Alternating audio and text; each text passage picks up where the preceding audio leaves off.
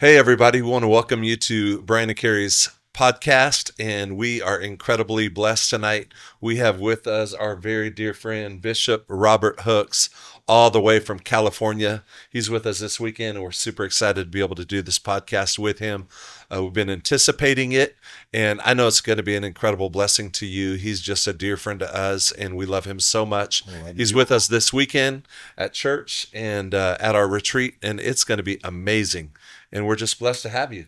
So, hey, welcome everybody. Yes, welcome everyone. Now, listen, we are having worship practice in the background. There's a lot going on here tonight, but we could not miss this opportunity with Bishop Hooks in Yeah. town. This is like our only chance to sit down and do this with you. And you couldn't leave Yakima without us talking to you. Oh yeah, we got to have that. I love y'all. We have to. We go way back. Go way Way back. back. Yeah, How many years has it been? it's been long enough where I had my afro.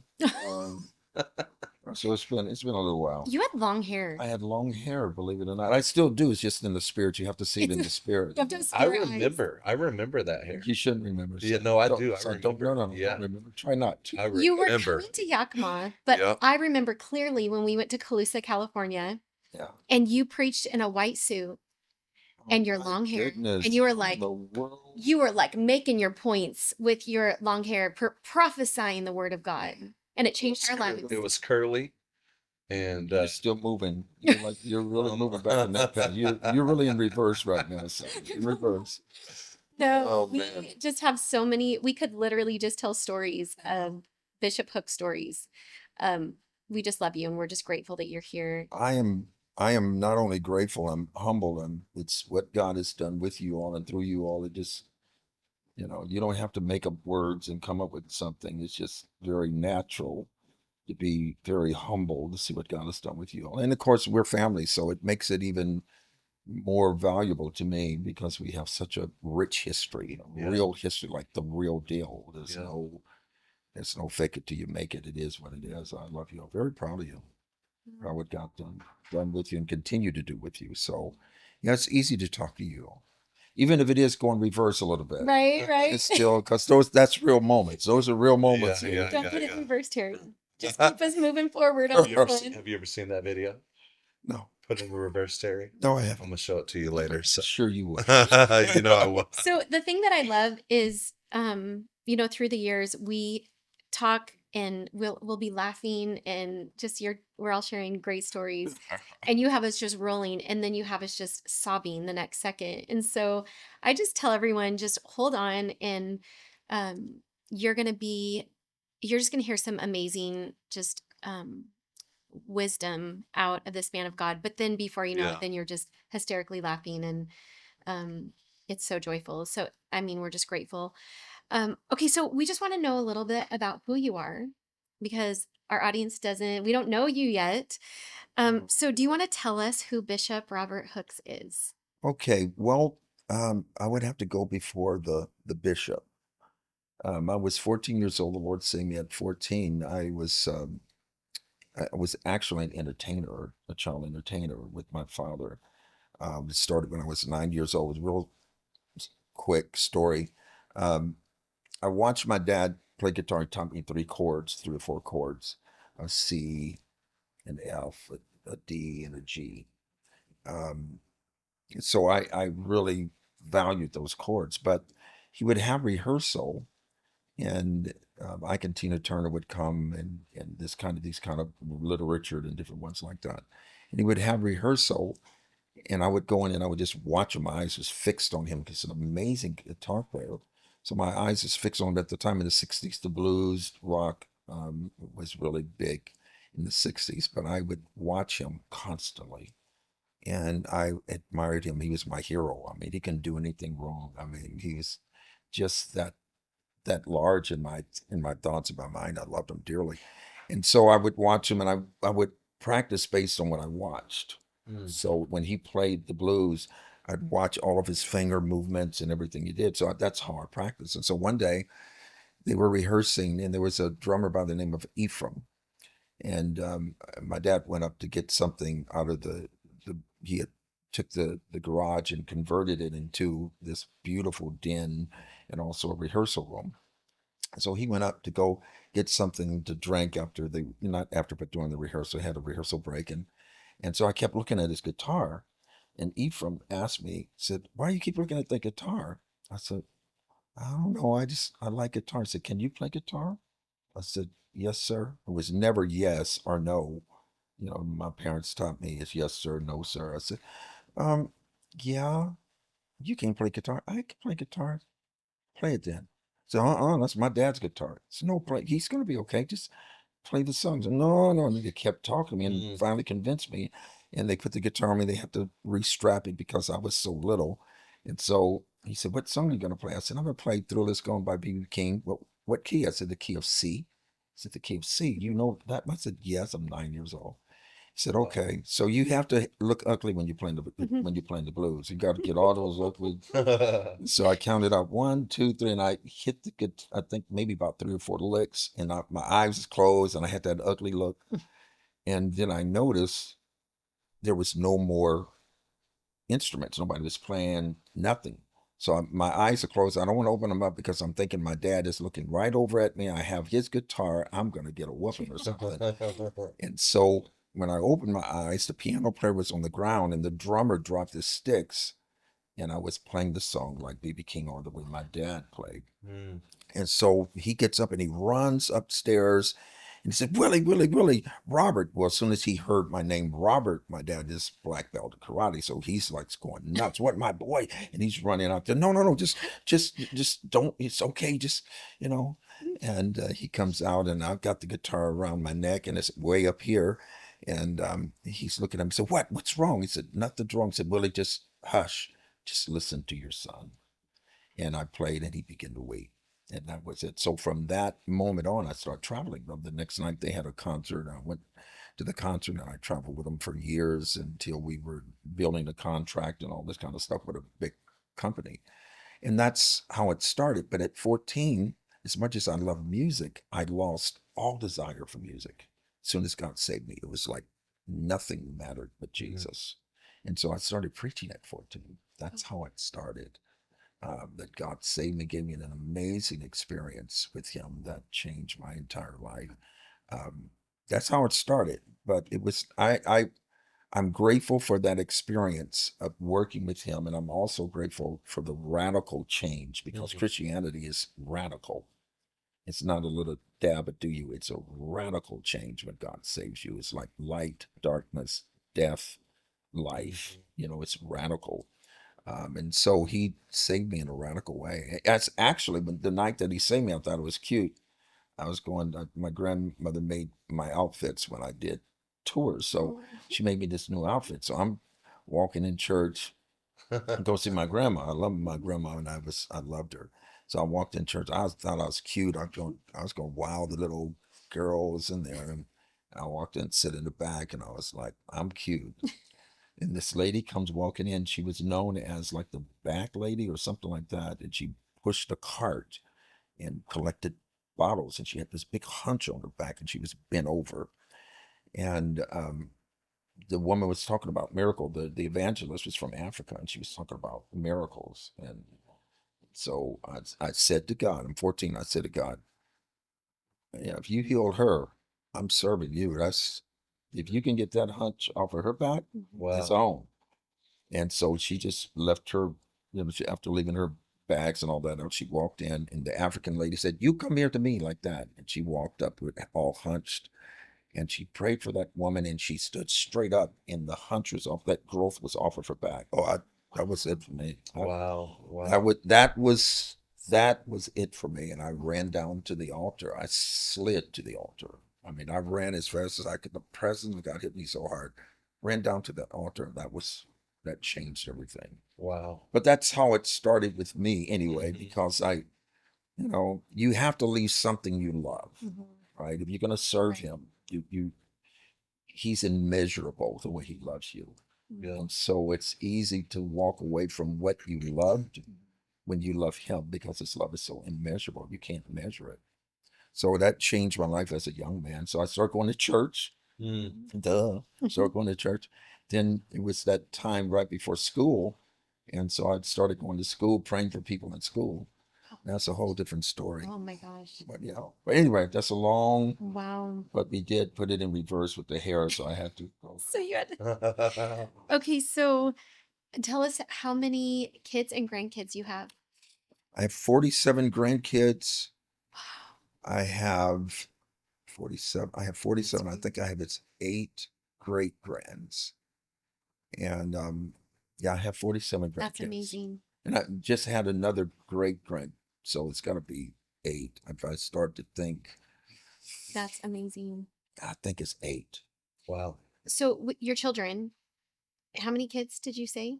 I have 9 kids. 9 children. 9 kids. And you used to, when you would come to Yakima, a few times you brought your daughters. And your son, you brought Yes. him as well. But your girls they were little. They were very little. And I love that you have always you have brought them with you and exposed them to just the presence of God in different places. And Yeah.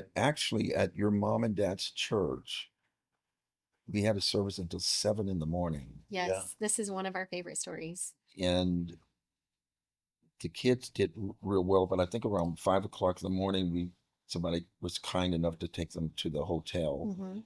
And that experience stayed with the girls.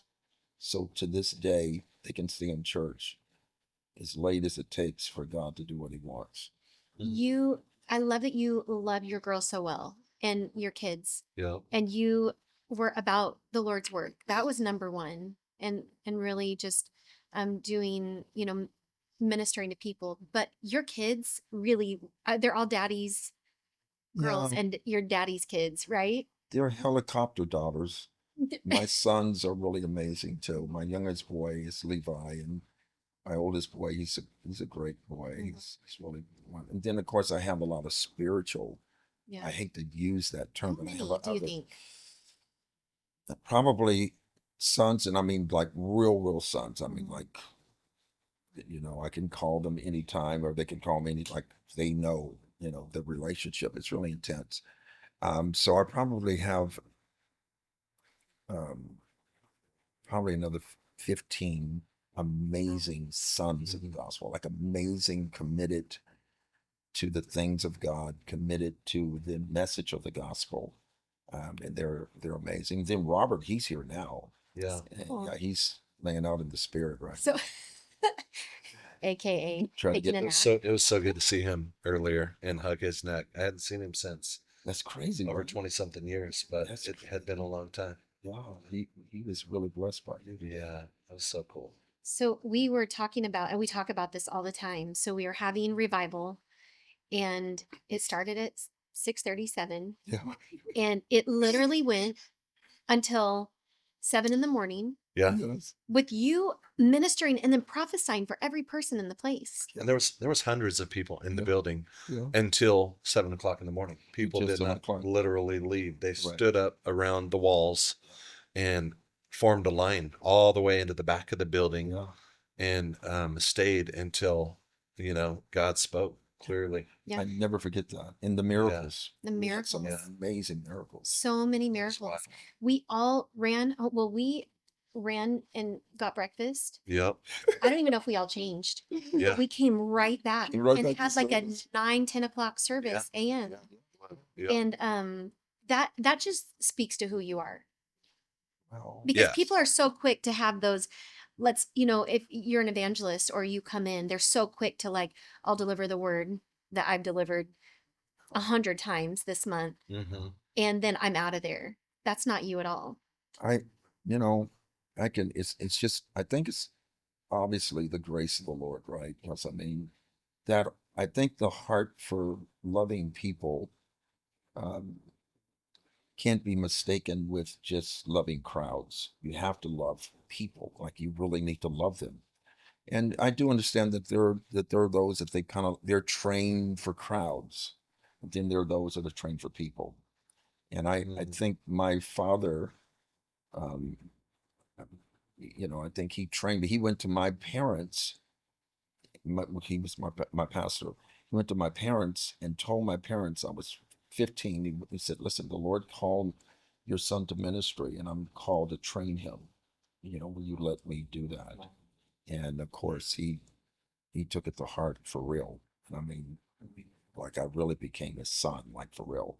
So he taught me the love for God and for people. Like there's no way that you can claim great love for God if you don't have great love for people. I mean, it's an imbalance, right?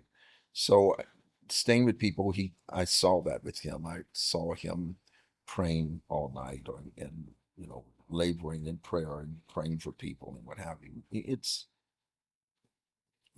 it's part of the DNA. DNA speak. It's You all had a class on DNA tonight. Yeah. So I think having that is very humbling to me because I don't want to take any credit. I know it's the grace of God. I know that. But it was amazing. I'll never forget that. Never. It That marked meeting us. was, Yeah, for sure. it's pretty It intense. it Most marked radical us. service I've ever been a part of in my life, and I've seen a lot of good things and powerful things, but nothing that really has stuck with us that way that night. It marked us for life. And when you encounter God in ways like that, and just period, when you encounter God and He encounters you, it changes you forever, so that you can't be the same. It does. That's one of the things about you that I think I have taken away from knowing you all these years and being friends with you and in a relationship with you, is your love for people. I think that is the biggest thing, biggest impact that you've had on me as a pastor, is just how to love people well and to be generous with people. And it That's so true. really has blessed my life. I think that that's the biggest one of the biggest takeaways that I've received from you, Well, praise is God. just your love for people. And that's what I want to be. I mean, I want to really genuinely love people, and just being around you the different times I have, especially in services, to see you minister to people, go out of your way and minister to people for long lengths of time, and give people the individual attention and the just the care.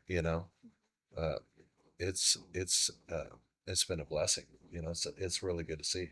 Well, that's a blessing to hear it because yeah, I feel like that's my life. I think my greatest concern is that people know that God thinks of them and loves them individually. Yeah. I don't think there's anything more valuable than a person knowing that God actually loves you, not just them, but you, and you're a part of the them, but He personally loves you. And I find that, I'm just saying, in my experience as a pastor, is it's unmistakably clear that the Scripture teaches that. And I think we have to convey that. I'm not known all over the world or the country of being a great preacher. I am known for loving people. And that has to do with an experience that I had with God many, many years ago when I was in my 20s, a very real experience that changed my whole view of being here on earth. Mm. And it changed me, and it taught me what mattered and what did not matter. And once that happens, What was it? Um, I have the picture on my phone that was sent to me at a house that I was staying in Beckley, West Virginia, and we were in revival there. I'm young. I don't know. I don't know everything.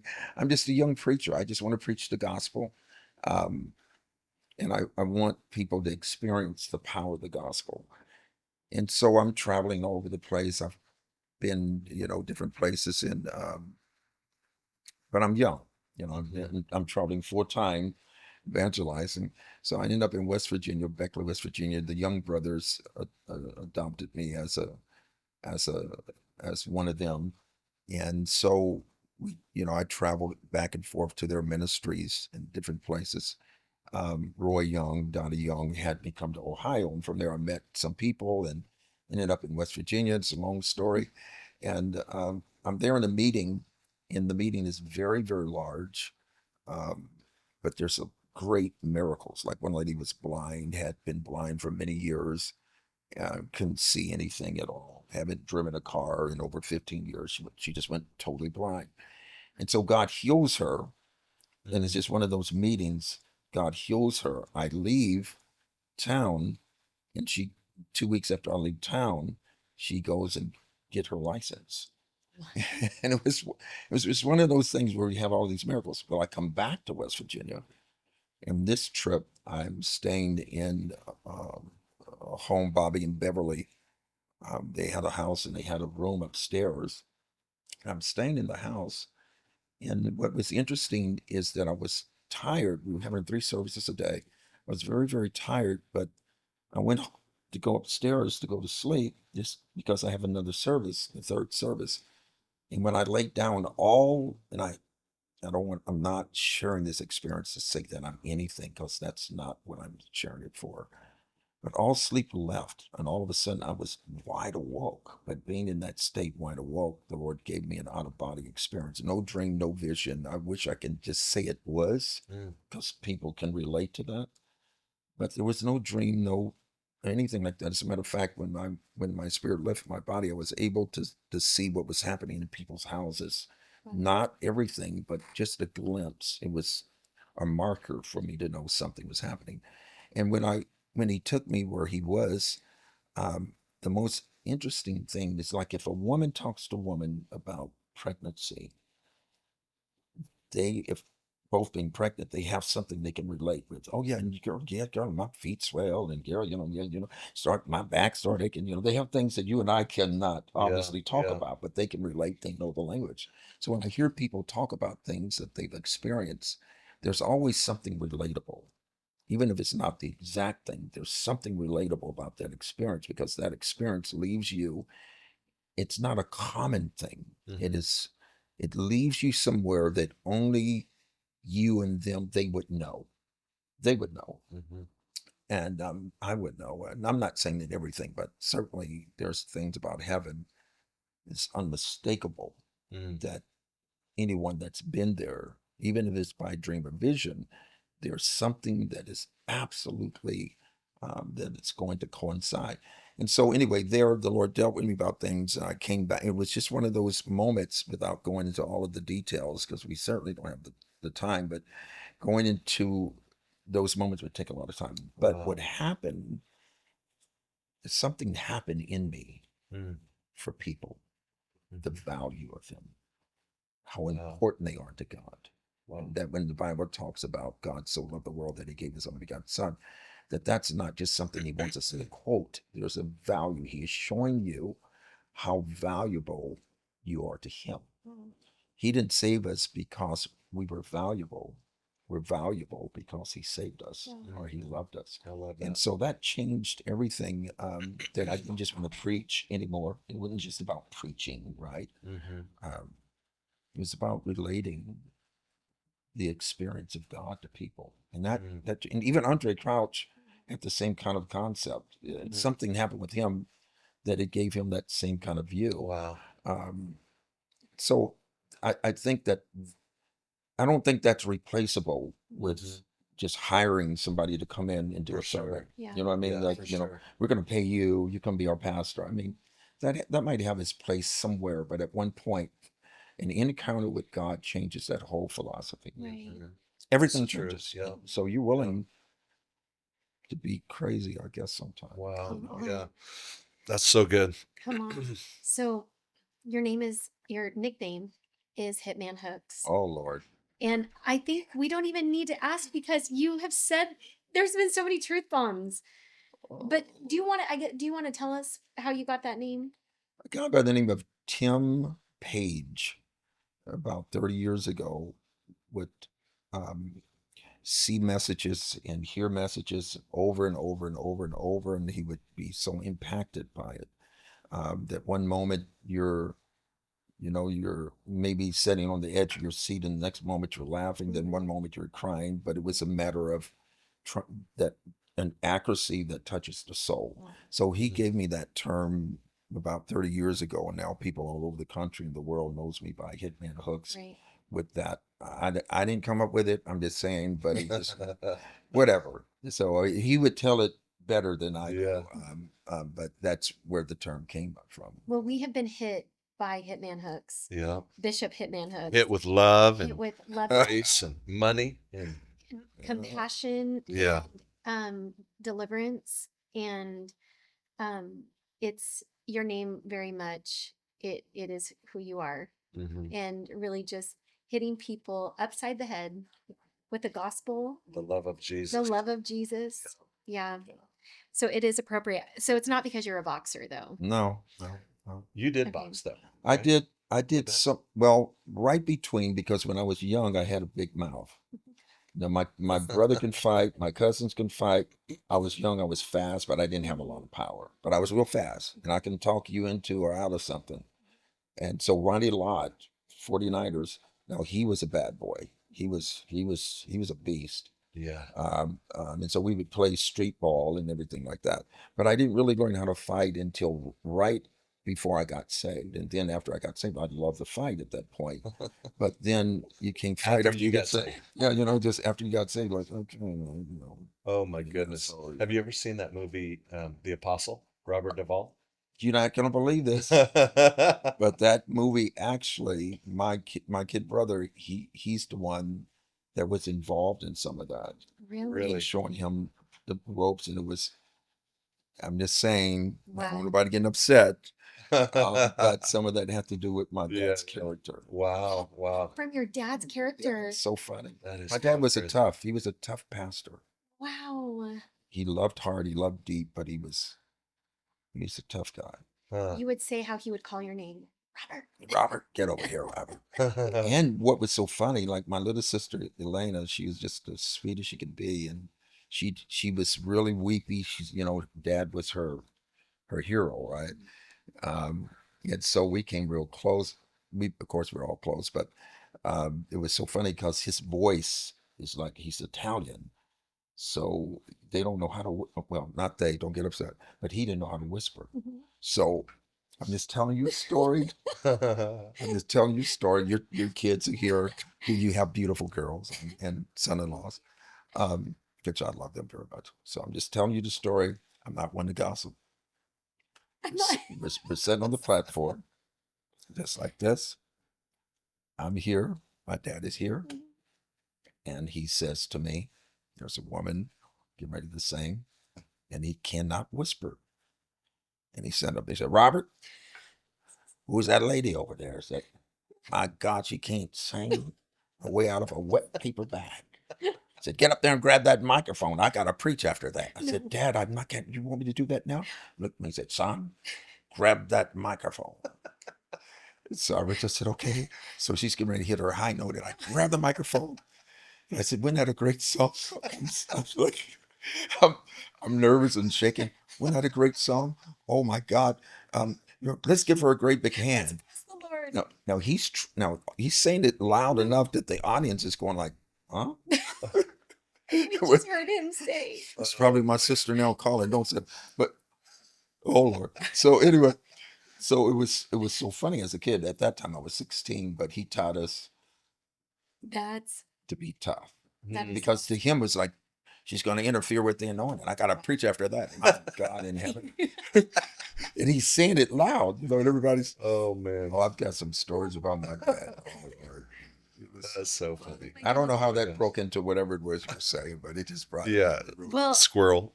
You know. I was going to ask you. Actually, I would like to talk a little bit about the music. So, tell you are a bishop. Yes. You are a pastor. Yeah, I was ordained as a bishop, Phil Key, and First Lady Jordana. Um, I don't know, over a decade or so ago, that did the whole examination, what have you, and they thought that I fit as a bishop, and so I was doing the work, but they were very concerned about certain things, and wanted me to come along. And with Bridges International, was a great organization, um, and so at that point that was cool. But then after the fact, um, there was a lot of work Mhm. involved, Mhm. lots of work. We try not to go into that, Mhm. but there's a lot of work, and they're amazing. Of course, Bishop and First Lady, they're amazing. Yes, they are. And I don't know exactly where everything started in light of, because you mentioned music. I don't know where it all started again in music, because for a while I couldn't play music in churches because that I have that blues kind of like feel. You start hitting that blues note. That's the Mhm. devil's music. You going to Right. hell. You better not hit that BB King. I said, well, how do you even know about BB King, Right. sister? No, that's whole. But it eventually came back because my dad, we were in a TV station and he's going to interview me. And he's sitting over here. Once again, I'm sitting over there and he's interviewing me about my music. And he's a great interviewer, but he'll tell the story before you would. Mm-hmm. So he said, Robert, how old were you when you just started playing guitar? And I said, well, you're 9 years old when you about 9 years old and got did how many instruments you made? You play about 13 instruments, don't you, Robert? My God, and then he'll just answer every question. So but he loved me playing music, so I started playing music again. And the ministry there was not as critical about how you played. Mm-hmm. They were more blessed that you played. Mm. And so that came on for many years. And finally, I just had a real heart to play. And we started doing a lot of stuff musically and built a studio, have a great recording studio. And that's a great recording studio, analog and digital, SSL board, all the outboard gear. And have a record company called Sophie Records. And so, yeah, I love doing music. I love producing music. And I love recording music. Mm-hmm. I think I love it. Mm-hmm. Oh, you love it. I think so. Yeah. I'm trying to be You careful with that word love. right. You eat, sleep, and breathe that probably many times. It's a stage for lyrics and messages, Mm-hmm. and that's really I think what I love is to Mm. prep the stage for it, and then the content is very important.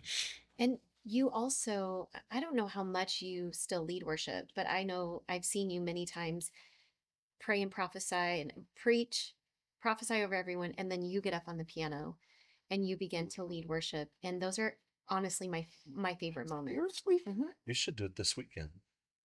One of my Really? favorite You songs, should. What song? Lord, I'm available. Oh my gosh! Yeah. Yeah, I love that song. I have your album. You do not. And we listened to it. You do not have We that heard album. we heard Maverick City singing that song. Oh Right? wait, what was the other song?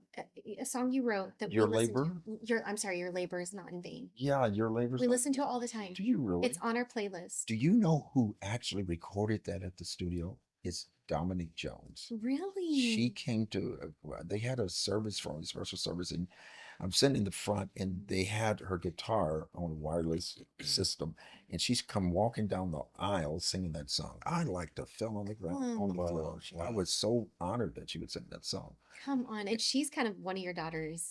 She's my little niece. She's the cutest. All of them, Mhm. Janelle and Judah and You know, Judah DeWitt. they're in town.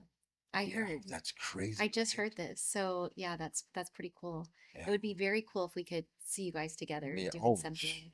Maya, you've heard Maya sing, right? It's been Yeah. years. Oh, those Beautiful kids are girl. like amazing, amazing kids. And of course, their dad and mom. Amazing, incredible. Yeah, they're amazing. Your most memorable artist, all that you've worked with. I don't want to say favorite. I'm sure they're all your favorites, right? But most memorable. Um, so Crystal Murden is probably the staple because of when um, the Lord connected us and did that through um, DeWitt, Pastor Mhm. DeWitt. And I needed a background singer. I need some background arrangements. And we were here in Yakima, actually. Really? And he called her in Yakima, and I talked to her. And she said, okay. And so she came down and did background vocals. But her arrangements is like ridiculous. I mean, she is, and then she brings in Linda McCrary and Alfie, who sings "To God Be the Glory" Oh my to do goodness. background stuff. Mhm. And we just fell in love with each other. We just love each other so much. So that was Crystal Murden. She is just in the studio. She is hands down one of the greatest to work with in the studio. In any song she wrote a song called "I'm Holy All the Time." I have to let you all hear that. It's a country western. I did all the music. She Really? did all this Wow. singing, and it's a country western song, but it has to do with holier than thou people. Oh, And it, Mm. oh, oh that's goodness. Oh, I want to that's hear good. that girl sang the That's paint off the good. walls. I'm gonna get that song for you. Actually, we need to release that song. Maybe this year we'll Let's release that song. let's release it right here. No, I'm kidding. I have it on right here. No, but her creativity is crazy. I can see why Andre loved her so much. Okay, talk about Andre. I mean, he's one of our favorites, Yeah. and in Andre who? Andre Crouch. Ah, But we did not know him. We've only experienced him through, listening to albums, and we still listen to him to this day. You have so many unique stories of Andre. Do you want to tell us any? Do you want to do an? Andre is what can you say? Andre is one of the most strangest gifts, one of the most unique gifts probably in the body. I mean, there's a lot of great talent, and there's a difference between talent and gifts, right? There are those that are talented. Talent is something you can perfect, Hmm. but a gift perfects you. I mean, it can be very haunting because you know that that was given to you for a specific reason, and you want to do something else with it, and you have to marry both your talent and your gift together. It has to merge, and that's why you have a lot of people that are, in the world, and they think that their talent is their gift, but it isn't. Um, it's not that they're not gifted, but without going to that, and Andre's and I was he's one of the ones that talked to me about that. And so one time, Andre, the very first time that I met Andre, Val Gonzalo introduced me to him, and then Crystal Merton introduced me to him. And he is funny. Oh my gosh. He goes, "What do you do? Tell me, where is your church at?" I said, "It's in Visalia." Visalia. Oh, I remember. I used to go down there a long time ago to Visalia, and I did all kind of ministry there. In Visalia, there's a guy by the name of John, and he was talking about the Celebrate Singers. I said, "Yeah, I know John. Is he still there?" I said, "Yeah, he's still there. Is he still saved?" Yes, he's still saved, Andre. But he was very kind. Um, I really miss him. It was, he was, but he had a lot of funny things. At one time, but he came the night after my ordination as a bishop. I forgot where he was touring, and so he comes in. He wanted to be there the same night, but he had an engagement. So he comes in the night after to do a concert over in Stockton with Bishop Filkey and First Lady Jordana, and he comes in and he does an amazing job. He's tired, but he's Andre Crouch, so I mean he can sit down and he can just whisper and something happens. And so after service, went to the hotel and he said, "I'm so glad you came by. Thank you." And he's giving me all this. I said, "Andre," I said, "now I know you don't have a son." They gave me this beautiful, beautiful ring. My church presented me with a beautiful bishop ring, and he said, "Andre, you don't have a son, but if you had one, what would you tell your son?" "Well, that's easy. First thing I'll tell him, give me that ring." "You ain't getting the ring, Andre." "Well, then get out." He was a lot of fun. Oh man. But yeah, you all would have loved him if you would have met him Yeah. because he's just so And crazy. you imitate him so well. I was going to ask you to do that, and I'm so glad you did. You Love it. I fooled the girls one time. I called them up on Did the you? phone. I did. I called them up. I said, Please I tell said, us. I said, "Listen, I called Crystal first, and then I called Linda. So I called Crystal. I said, Crystal, we got a gig tomorrow, and what I need you to do is get ready because we're gonna pick you up. We gotta get the plane." And she said, "Is this you, Andre?" "Yes, it's me, Crystal." And so I started laughing. She said, "This ain't you, old preacher. If you was here, I hit you in the stomach." She said, "You ought to do that to Linda." So I called Linda up. I said, "Linda, how you doing? We have a gig tomorrow, and I need you to get ready like right now. And it's a paid gig." Oh man, it's so funny. They were Explain. They wanted So to funny. choke me. Oh my God. So you I told him. bet. Oh my You told gosh, him. that's Yeah, hilarious. I told him that. They told me, they said, they told him, they said, you know, that Andre, he does you well. He really does you well. Not really. Ain't that good. He goes, you do that pretty well. You're my favorite artist, Andre. Like, duh. You know, I can't sing like you, but I could. But he was really profound. He's a profound writer. When he came to our studio, he wrote like 2 songs and gave them to me right on the spot, just out of nowhere. He said, you can have that. You can record it, do whatever you want to do with it. Wow. And then when I went to his house, Crystal took me to his house and he was showing me his house and stuff like that. And it was so strange. We went to his, he had a little studio, um, uh, production studio. And then he was telling me something. He said, we got to go now. We're going, where are we going? He said, and he just grabbed me. We start going downstairs and he takes me over to the piano. He said, grab the recorder and hit record. I said, okay. I grabbed it and he started singing. Oh my gosh. Yeah, I mean, when he sings, it was like nobody was in the room but Jesus, like nobody existed. And what was really strange is that crazy Crystal Merton start harmonizing with him. I'm going, oh my gosh. It's a moment you never forget. She's harmonizing with him. It was so big, you can only weep. Mm. And I don't know what he did with that song, but it was absolutely fabulous. Wow. I should have took that tape as well. Yeah. But yeah, Trey was quite Wow. he was quite amazing. And Crystal, I can't say enough about her. She really impacted me. Her and Linda, but Crystal really, really impacted me a lot. Mm. She has that high voice. You know, she also sung baritone. Really? She can sing baritone. She can sing tenor. She can sing soprano. Oh my She just had all of these ranges that didn't make no Wow. sense. Wow. A true gift. Love to from meet God. her. Oh, That's awesome. we ought to try to get her, like you said, Sunday to come down. Crystal, if you're watching, get down here. I mean, wouldn't that be amazing? Yeah. If you can get her down here this week, I will buy you a Miner's Burgers. Stop. No, I will. And by Crystal minus Well, minus. No, I'll buy her whatever she wants. Yeah, come on. She might You take you too. to the mall. No. Well, you take us to the mall. You've taken our kids to the mall Yes, you have. and have said, You still "Buy shop? whatever you want." I don't have time to shop. I mean, I'll look online and get something, but every now Yeah. and then I might go get something. But I'm so Busy. busy constantly. Just came from Hawaii from services. Let me ask you a question. This is coming to me, and I feel like this is pressing on people's hearts right now. It says in the last days that even the very elect will be deceived.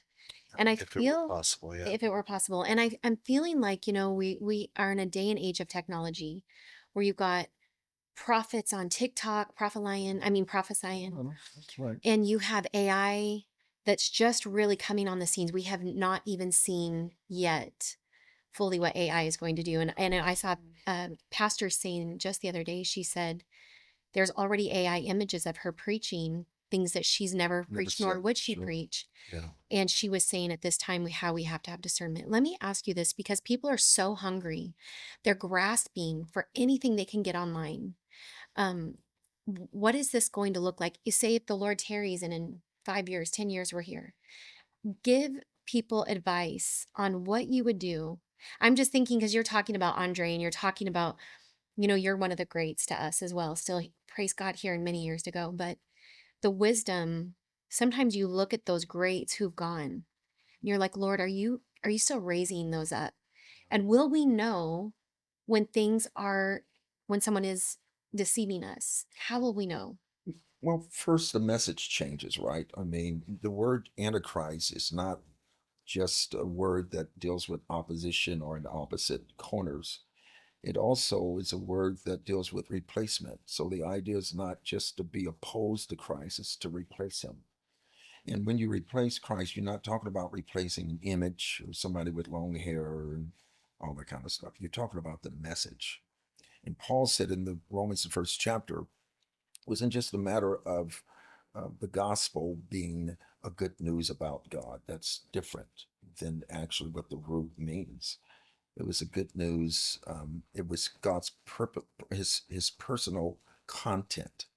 In other words, he owns this message. No one owns it but him. And so the thought that he would entrust anybody with his personal gospel, the revelation of who he is and what have you. So one of the very first things the enemy will do is to distort the gospel, and he'll use any means, including those that have been bit by the serpent who now have a disease called liarrhea. They spend a lifetime lying about things and coming up with all these kind of craziness and ideas, and it's crazy. And so the church has to be very discerning through the gospel and with the gospel. The gospel has to be the lens of how we love, because even our love for each other should be radical. It should not be something that is centered around you did something to make me mad. That's the reason why you see such an exit in certain groups and certain denominations. Um, the, the stuff has beat the love of the gospel out of them. They want to go somewhere where they don't have to use the gospel. Well, the problem with that is then the very first exit is going to be the church. Because God has not called you to love the world first. He called you to love the church first. That's the book, right? And by this shall the world know. They're going to know you're my disciples because you have love one to each other. And so it's not just love for each other, but it's love with. That connectivity is crucial. So what I find in the end times is that you're going to see people constantly offended. They have to change the person of Christ. And you can't do that without getting to his message. You can only change him and disfigure him by corrupting his message.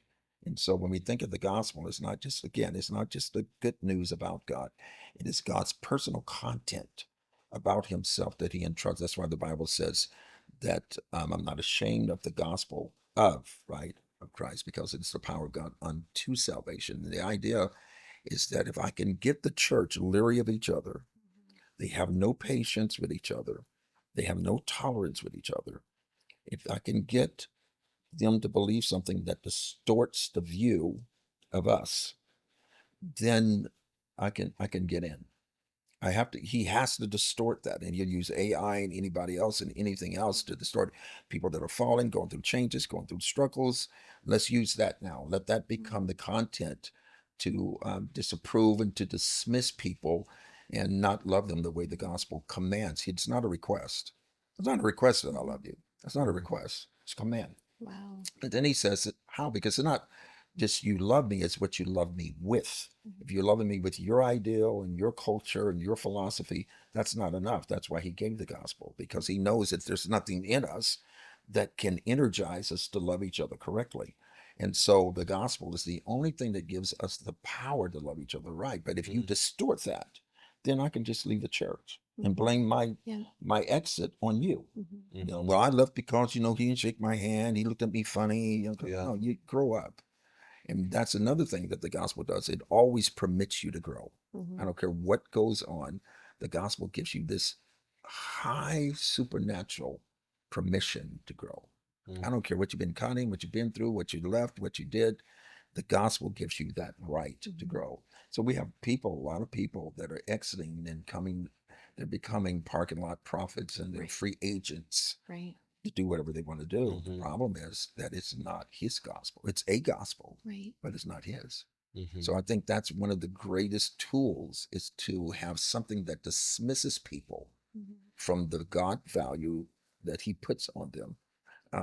And then I don't have to be obligated to you. That's why going to church is not what saves you, but it is a byproduct of being saved, because you realize that that's his body.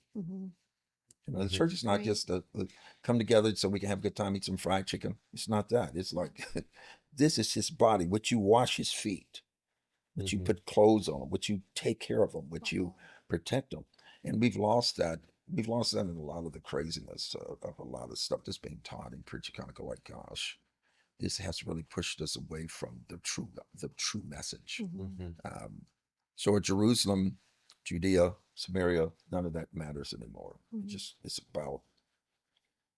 about being that free agent. I can do what I want to. I'm saved. Miriam, and Aaron.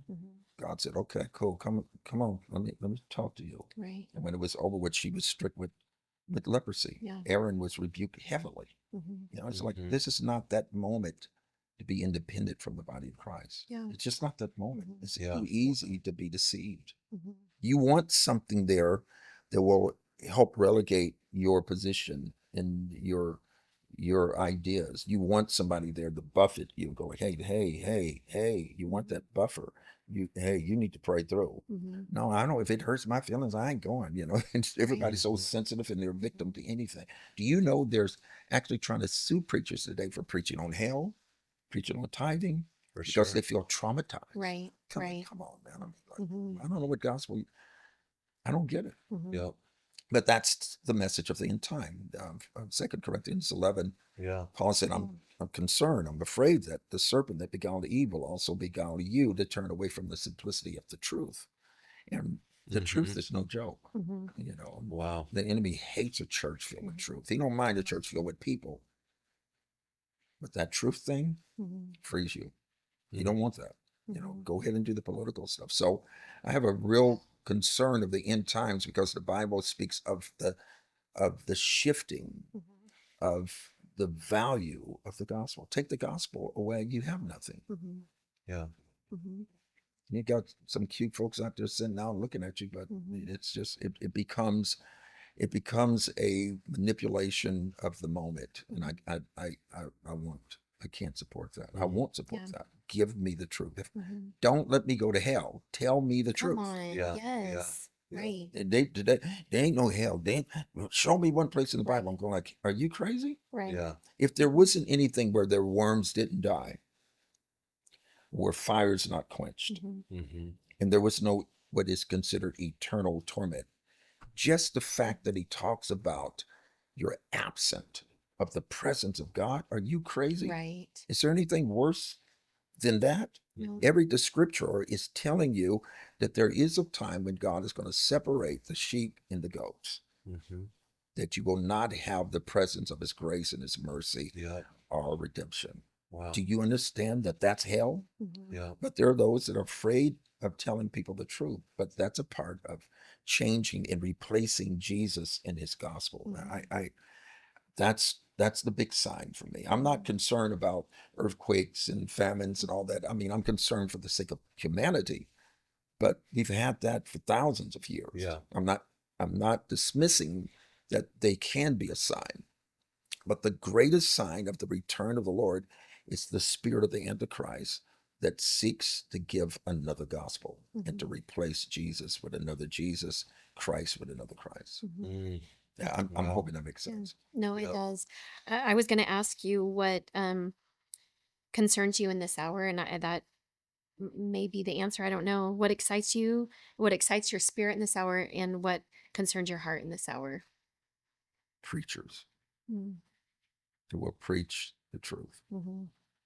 preachers that will support each other, that will love God, love his people, and really, really preach the truth. Mhm. And you don't have to get on fine platforms to beat each other up. Mhm. If you even cared for that person, why would you not contact them, have lunch with them, sit down and talk to them?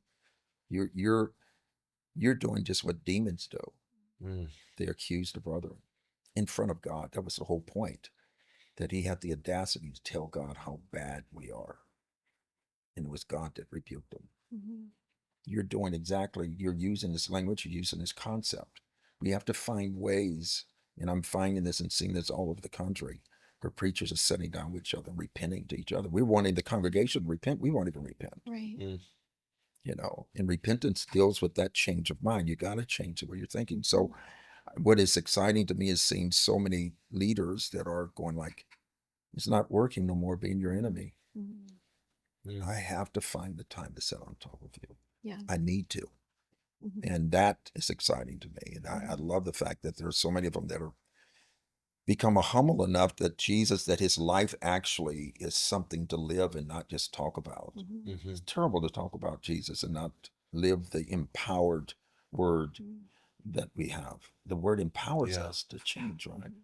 So that's what excites me, is to see a lot of preachers that's going like, I'm dropping the knives and Mhm. the shotguns and the Right. sniper rifles. Yeah. And Yeah. I've been pointing at you for a long time. And they're just repenting. Yeah. I'm tired of hearing I'm tired of hearing people attack the church from within. Yeah.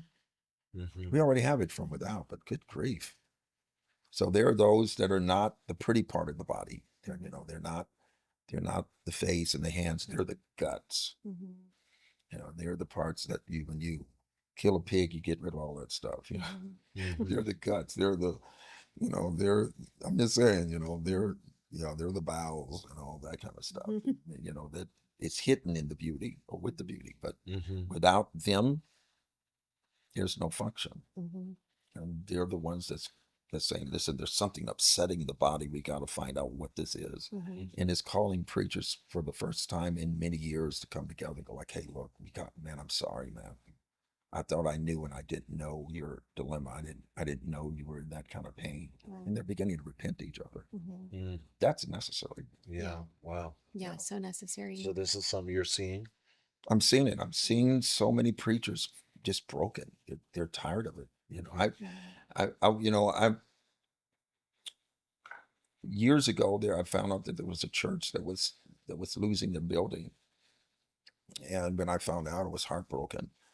And he only needed like $7,000 to keep his building. Wow. And so I went to my mom.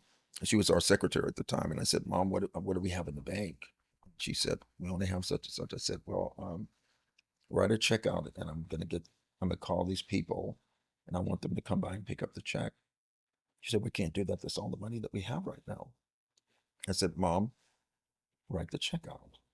She said, "I'm not going to do it." I said, "Mom, if you don't write the check out, I want a letter of resignation Mm-hmm. before the end of the day." She said, "All right, I'll do it." And she pulls out the checkbook and she writes it out and we signed it. And I called the people that came and picked up the check. Never met the pastor before. I've never met. Actually, I've never even talked to him even since. Um, they came and got it. The lady came and got it. She's crying and she's weeping because they had to have this money within just before 5 o'clock. It was like 3:30 at the time. And so I was weeping. I was so grateful that we happened to have it and all of our Mhm. bills can be okay. And we need too many soldiers in our city to let one go down and then, oh man, he lost his building. Why would anybody want to let that happen? Mm. And so my mom, she was so upset. But the next day, somebody knocked on the door and gave us a check that was 10 times as much as what we gave. Wow. And my mom said, "Oh my God." So my mother's now before she died, she had dementia. And so I'm seeing her. She can't remember my name. Can't even remember. She's looking at me trying to figure me out. But she's holding my hands. My sister actually took a picture of it. And out of nowhere, she haven't called me by name for quite a while. Can't remember anything. And then she looked up at me and she said, "You still writing those checks?" Wow. Wow. I said, "Yes, ma'am." She said, "Keep writing those checks." Then she started counting my finger, 5, 8. Couldn't even remember the numbers. She's a brilliant woman, surgeon assistant. That was hard to see her in that light. Mm. But then today now, coming up to our time, I'm watching preachers rescue other preachers Mm. from losing buildings and making sure they're involved in missions. And it's overwhelming to me to watch that. Wow. That's To just beautiful. see Yeah. that tone, that It's beautiful. kind of stuff kind Mhm. of toned down and watch people just really love his body, Yeah. you know. We have seen you, I mean, every time we've been around you, it's nothing for you to open up your wallet and give every dime out. And that has impacted us in such a way. I remember you preaching on the dollar one time and you're like, this is nothing. This is paper. Yeah. It's absolutely nothing. And talking about, having a kingdom heart for generosity for people because you love people. Yeah. And that is something that we have gleaned from you. And many services, many, God will put it on Brian's heart and he'll say, let's collect there's a need, or I feel there's a need. God will speak to him and say, there's a lady here, a single mom, and she can't pay her rent. And the body will just go Wow. and pour money in a single mom's hands, and that came really, you really showed us that. Yeah, you were the first person that we ever saw do that. And so many people are like, oh, the church is all about your money. And when I saw you giving hundreds and hundreds of dollars away, I'm like, oh my goodness, you know, that impacted me like Wow. hugely. So We've it's seen something that we definitely have to try to practice, you And know. we've seen people actually, I mean, like in your services and in our services, when you do that, you see them just receive so much healing because they really experience the heart of the Father for them. Yeah. The world, people are so beat up, you know? And just speak to anyone who's watching. Um, I think people are so beat up by the world right now, and people are discouraged. I mean, believers and non-believers, there's so much fear, but believers, they're just discouraged. They're tired Sure. and weary. The soldiers are weary. So can you speak to whether it be a pastor or whether it's just someone who's just trying to stay off drugs, stay out of the gangs, or just be encouraged to just make it through tomorrow? You know, let me just say to both of you all first, thank you for even allowing me space on your podcast. I'm so proud of you all and grateful for what God has done. And it's really humbling to sit here with you all because I don't think that there's things that are ever done with such excellence. Um, and it has these effects, you know. So I know it has to be the Lord. It has to be His excellence. Yeah. So I'm grateful for anything that you all could ever learn or take in because you all are very brilliant. Um, so I'm very humble. I'm grateful that you give me just these moments. And if I can say if I can say something to anybody that's discouraged and um, perplexed, bothered, um, puzzled, because there's a lot of puzzling things happening right now. Um, get your eyes fixed on Him. You know, the scripture says in Hebrews 12, looking on the Jesus only, the author and finisher of this faith. You have to fix your eyes on Him. And in other words, it's difficult to be encouraged with what you're looking at alone. You have to look at the one that is victorious in life. He's victorious in suffering. He's victorious in rejection. He's victorious in pain. He's victorious in death. He's victorious in resurrection. He knew what to say that led him to the cross. He knew what to say when he was on the cross, and he knew what to say about the cross. And so when he died, it wasn't a surprise to him. He came, right, for that. And so if we can fix our eyes on him, the reason why that I don't serve Buddha and Muhammad or anybody else, the reason why, that's my phone, I'm sorry. The reason why that I don't serve them is because they're not alive. I serve the one that's alive. I serve the one that has an empty tomb. I serve the one that raised people from the dead.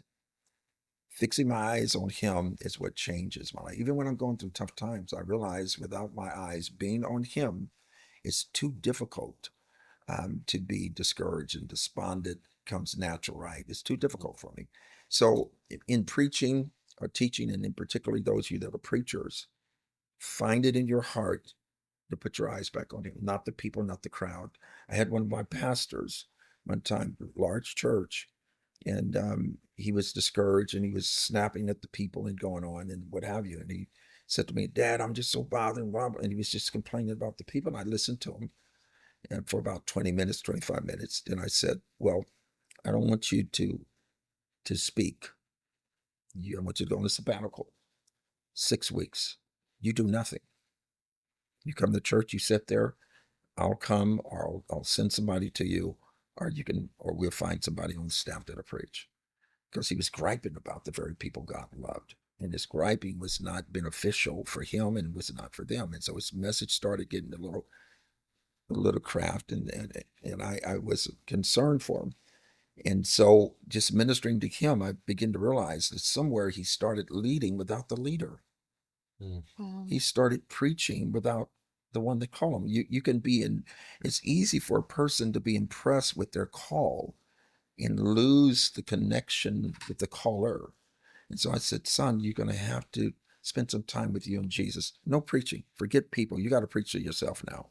When the people are eating better than you are, we got a problem. You're going to have to preach to yourself. And so we begin to talk.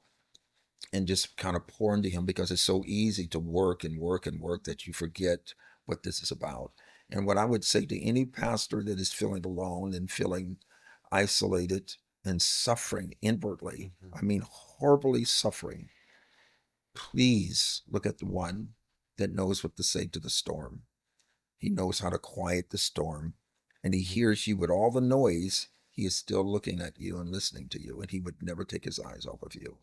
Look to the one that's looking at you, and just tell him, God, I need to repent in my thinking. I need the right attitude about where I am. And that sometimes that's hard, but I just want to just encourage you, please make sure your family is right. Make sure that if you're married, make sure that you're putting your family in the right place. Make sure you're loving your wife. Put your guard down. Don't build a bunch of borders. One thing to have, you know, it's one thing to go ahead and have places that's safe and all that, but it's another thing when you're trying to keep everybody in your life. Call pastors. Call them, talk to them. You'll find that everybody's pretty much normal like you. They go through moments, but more than anything, keep your eyes on and stay in prayer. Pray and make sure your congregation is praying for you. You can't do this without prayer. And so that's what I would say to them, because God will do anything for us if we can't keep him first. First comes after priority. He's priority. And that's why he said, seek ye first the kingdom. The word is in the Greek. It's a very powerful word because it deals with priority, not numerical, but priority. When he's priority, then you can start the 1, 2, and 3. But he has to be, it's like trying to breathe without any breath. He has to be priority. Make him priority. Got to make sure everything else fall in alignment with things.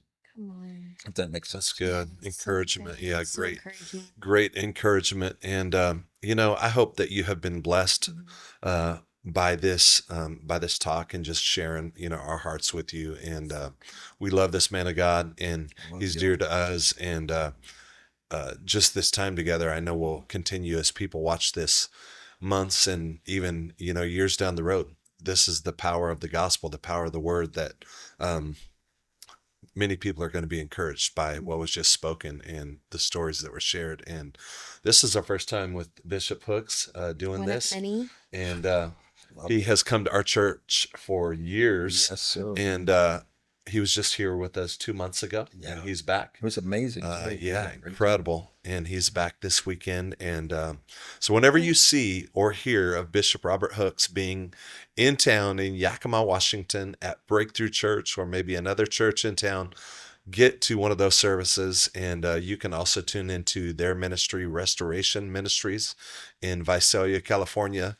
And he will just be a great blessing to you guys. And I hope that you've been blessed tonight by this. And we love you so much. Love you all very So much. much. And pray great encouragement. Thank you for tuning in to this podcast, episode number 5. So make sure and subscribe, like this if you want to hear more.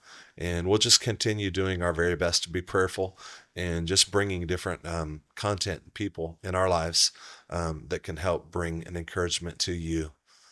So we're excited about that. Yes. And Bishop, you are going into the woods for retreat this week. Now listen, we need to pray. Pray for Bishop being in the woods this week. Tell him what he said tell him what he said to the office. Yeah. So his assistant said he wants to know, like, what are there beds or are there tents? And I said, you need to let Bishop know that we have a tent for him, and there are bears on the property, but he's going to be outside while we're going to be in the house. And so she started laughing. She's like, I'm gonna let him know. We have your Sure enough, safe she let him know. Yeah, Yeah, that's But the reason to get a little. Oh man, it's gonna be fun. We it's got a gonna ton be of guys, 100 something guys coming up to the mountains, and we're gonna have an amazing Coming time. from Visalia. Bonfire. Visalia, There's a Hawaii? huge group of guys coming from all from different parts of the Visalia on country. their way right now. Your guys are driving up to come Right here now, on Visalia. they're on the road. As a matter of fact, what I was trying to do is get Pastor Preston and Rebecca. I was trying Yes. to get Pastor to come, but they have some event this weekend. I listen. I can see him now. I Running. invited can, him Oh, too. I can see him running from a bear right now. I love For you, real. but For real. boy, Yeah. listen. For real. I would We're going to pay to specifically see tell him to watch this. there. Yes, I saw him yes. driving this morning, Did and you see him I drive this did. morning? Yeah, I I did. love Yeah. them. They're so amazing. But yeah, I invited him, and it'd be awesome to You know, get him up there. and I want to say this one thing that speaks to you, and just to your character. When you say I'll be here for you, you truly mean it. And I was talking to Becky recently, and she was just saying, what a blessing you've been in their lives the past few years, especially. And she said, yeah, casually she mentioned it. Yeah, we were kind of working through some things and needed to talk to Bishop. And I don't know, it was like 1 a.m. and we were on the phone for an hour or two. And I'm like, Bishop took your call at 1 a.m. And she said, yeah. Like, what? Love, Why wouldn't he take my call at 1 a.m.? love But I them. mean, that speaks to you. Not only are you, you're like us, we're all a little nocturnal, right? We Yeah, go yeah, stay yeah, up yeah, all yeah, night, right. Yeah, and we all have, and we've had a good time together. But yeah. the fact even that you are even taking those calls, and it just speaks to who you are. And we just want people to experience like more. They broke the mold. No, God no. broke the mold when he made you, for Well, sure. I don't know about that, but I do Mhm. know that you all are doing an amazing job. And you're mentioning who mentions other pastors, in the same city. You all have been so kind and so thoughtful. Even when we sat on the talk, Pastor Eli and all of these different pastors that have affected your life and who you all love. And I loved seeing that kind of Mhm. thing happen. And so I'm grateful for them. I'm grateful for you all. Next year, man, conference. Come on, Come on. Come on. which is just a few months away. Do you have another men's conference? Yeah, we're gonna do another one. Of course we When? will. In When? 2026. Oh, Said okay. just Yeah, a yeah, few yeah, months yeah. away. Yeah. Yes, yes. Yeah. That'll be fun. Heck yeah. Yes, I mean, Hey, we love you guys. yes. We pray you were Love you. blessed. We're gonna go get something to eat because we're We're hungry going to Miners. and we don't want to go to bed hungry. And it's gonna be an amazing weekend. God bless you guys. We love you so We much. love you. Thanks for God tuning bless. in.